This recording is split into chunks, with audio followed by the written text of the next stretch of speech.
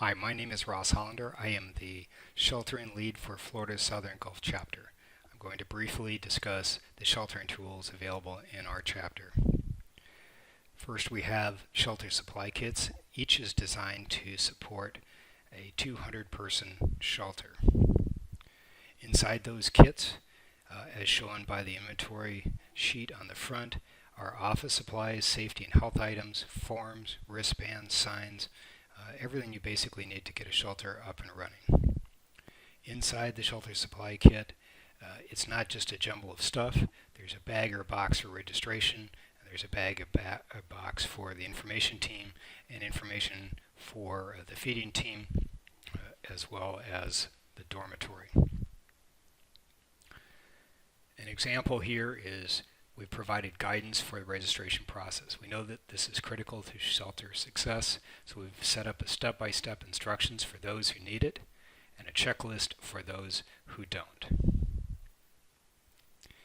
Inside the registration bag, it's full of the forms that you'll need and more.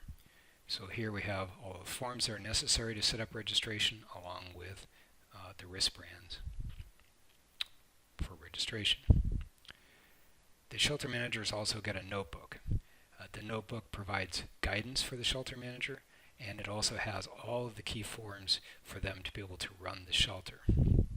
We do not want to include in registration, for example, all of the different forms because some are rarely used.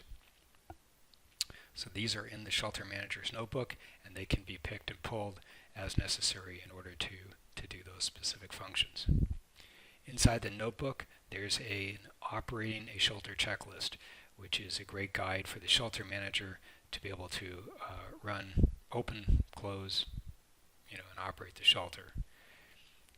On the right-hand side, you'll see that we've designed the notebook for both experienced and for novice shelter managers.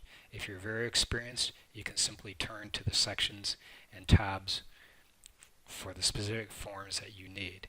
If you're not so experienced, we've included a section following this page which includes detailed instructions for all of the functions that a shelter manager needs to do to get the shelter up and running and operating correctly and closing.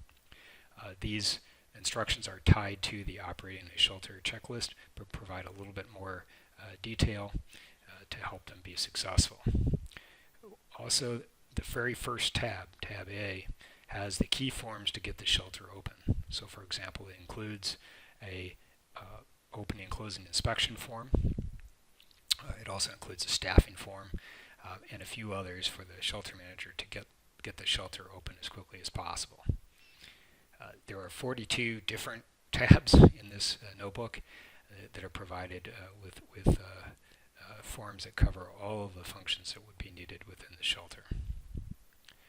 The shelter manager also gets a clipboard when they're assigned to a shelter. The objective is to make available the current information at the time of the disaster, such as contacts, disaster details, facility information, and updates to the kits, because sometimes forms change or sheltering doctrine changes, and we need to provide that information to the shelter manager. It points out key information that are going to help the shelter manager be successful, and we'll also include a USB key with all the forms, instructions, and guides. Attached to the shelter manager clipboard are also a few documents that we think are critical to registration reception setup, along with a picture of it as we've shown in this presentation. The sheltering job tool guide, which is provided by National, which covers basically all the operations of a shelter, and copies of the DMH and rapid recognition cards that shelter manager can distribute as needed. These are also included in the supply kits. The end result is we're able to set up the shelter. This is dormitory registration. So again, we're showing here exactly how to set up the table to be effective and efficient.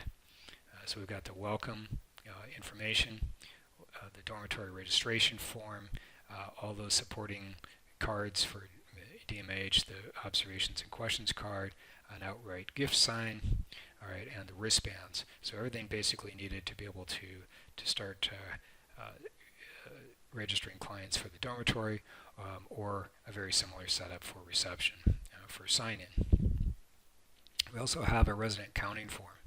And what this does is for each family, we notate the number of people that have come in and their age distributions to provide demographic data, and a total